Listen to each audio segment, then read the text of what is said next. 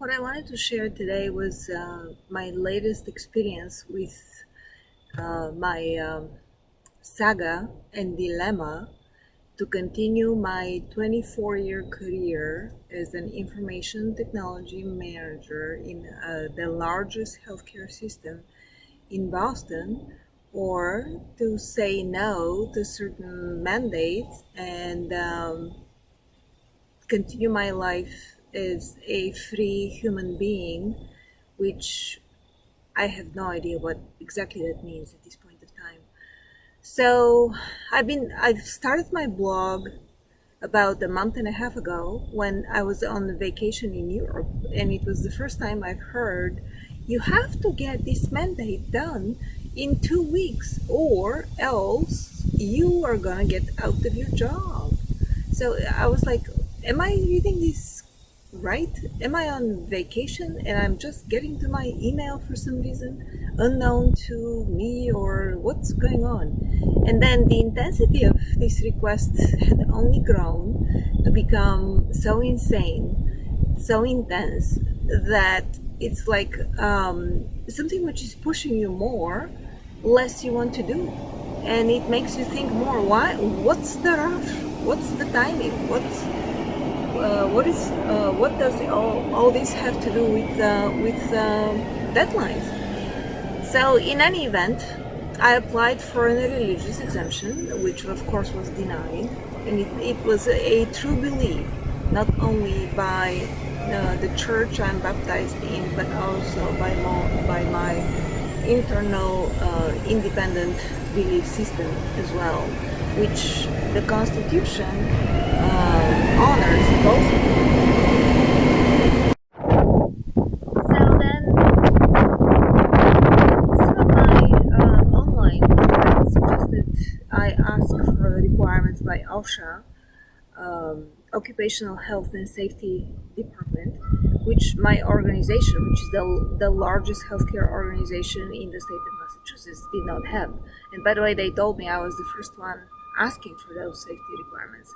But then I've learned there were 6,000 people who were in my very same situation, who did not agree and did not consent to the shitball getting into their system. So I went on, religious exemptions were denied, and they told me, if we want us to reconsider your case, you may want to apply for a medical exemption. So I spoke with my primary care physician. I have certain allergies and things. So she said, why don't you go to the allergy department? Maybe they'll be able to help you with finding something which is incompatible with the shitball. So sure enough, I scheduled this appointment in one of the hospitals. I'm not gonna name names, but I'm just going to say it's the number one hospital, top 10 hospitals in the world, in the state of Massachusetts. So my allergy appointment was delayed. Of course, all the physicians are busy. They have so many patients. They don't have enough time. And that have may been a good thing for me, because when I replied to occupational health, reviewing all the applications for exemptions from the shitball, they said, when is your appointment? And I'm like, well, my appointment is on that date, which was the date after whatever they mandated for the mandatory bullshit they're going to apply to everyone. So I arranged for my allergy appointment. Guess what happens? I go there, and they show up with vials of 3 different substances which they're going to test me for allergies. And I'm like, and I immediately, like, my radar went off, and I'm like, what is inside of those things again? What is inside of the vials? And the nurse who was supposed to administer them, she said, you know what? I don't really know. But these things, they change so quickly. We're not even told what exactly is inside of the allergy testing procedure. And I'm like, until I know what's inside of the vials, which are gonna go inside my system, I'm not consenting to any of this. She said, well, most likely the most allergic reaction for you would be you're gonna get very itchy. Itchy how?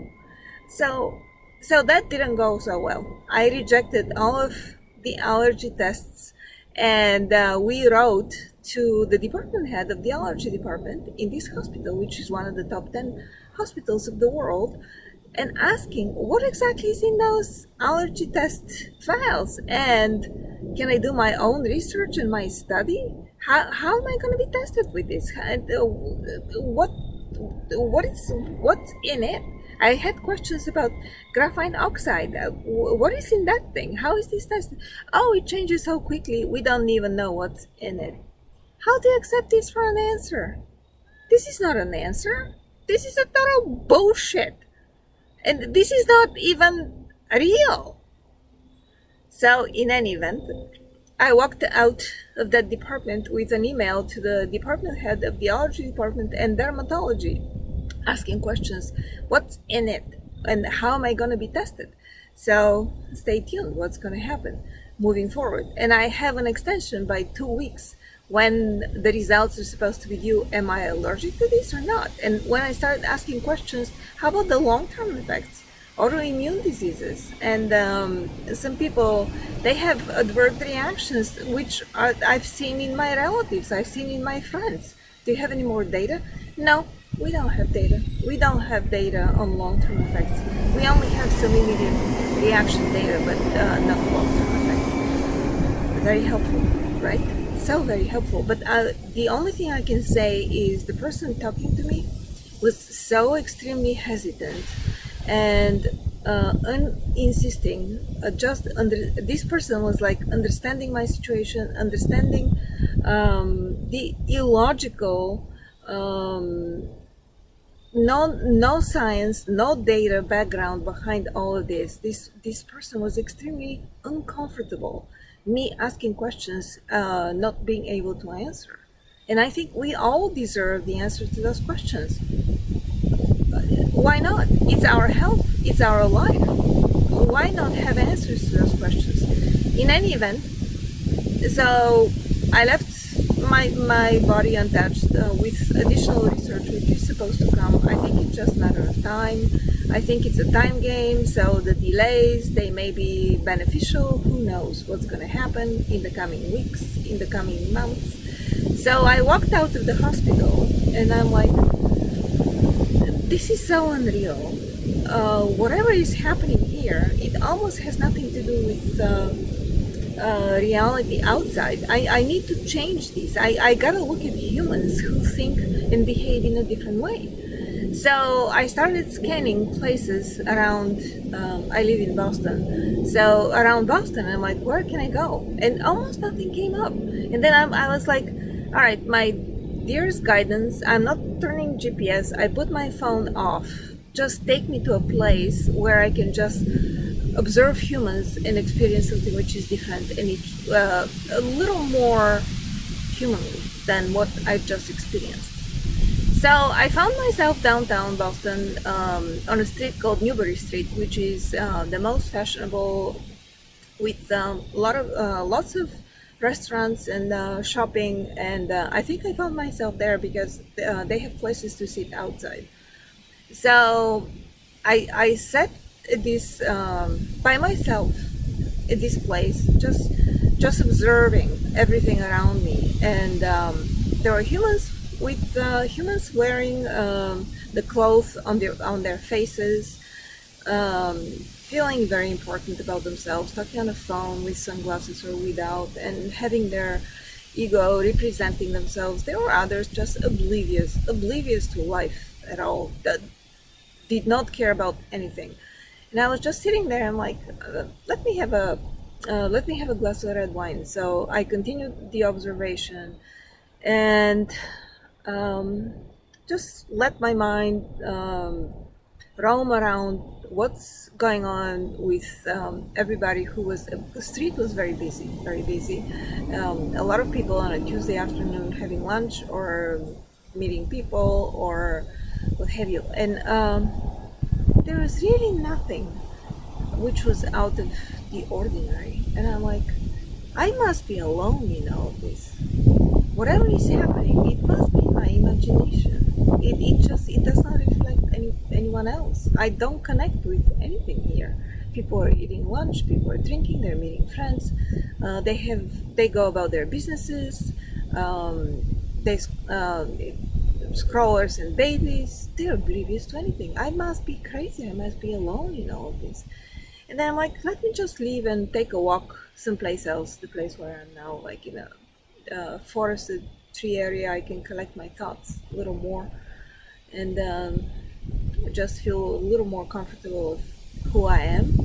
So I signaled to the lady, and I'm like, can I pay? She comes along and she says, somebody already paid your bill. And I was like, what? And she's like, there was a gentleman who already left, but he was here, and he said he wanted to pay whatever you ordered. He wanted to go on his bill, so it's already paid. I was like, what? Really? So I'm like, and this is when something clicked. It's like, no, I'm not alone in this.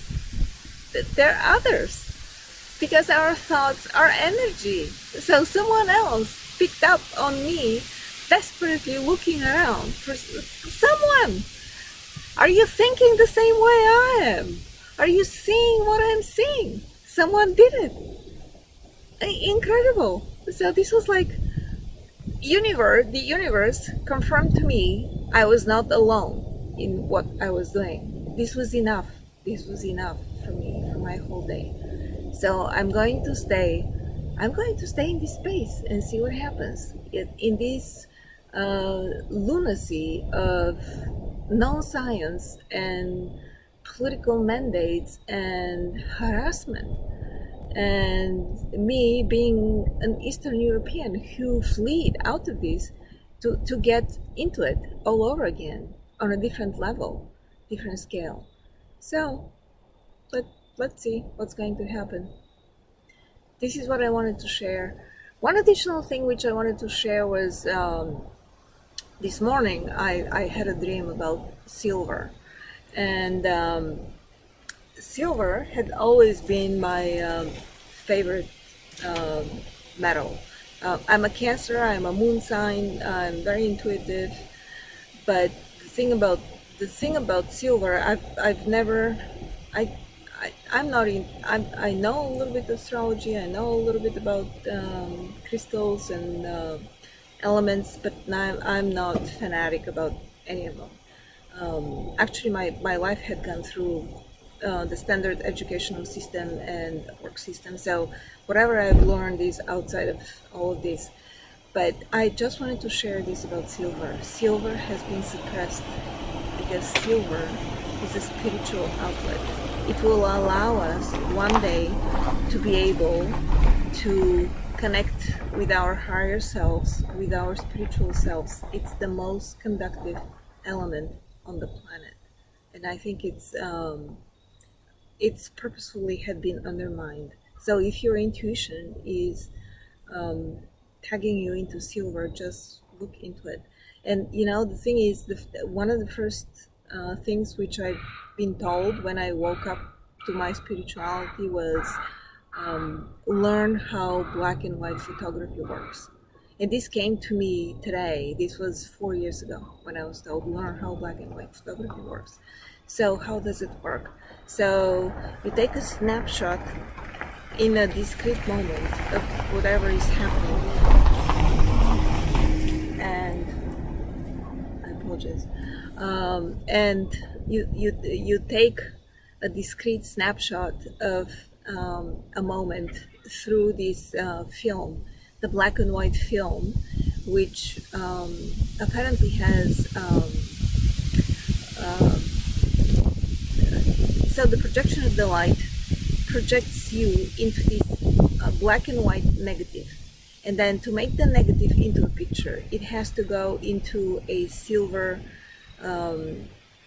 halide, which is silver and bromine.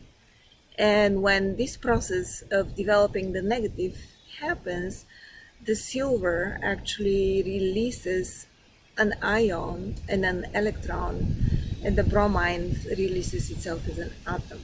So at the end of the day, this Latin image turns into a positive image on paper, which is like a silver atom made out of this, based on the light radiation, this process of um, dividing the atom and the electron and the ion. So I was thinking about this, and I'm like, we have to be this. It's got to be a technology how we can connect with our own souls based on silver.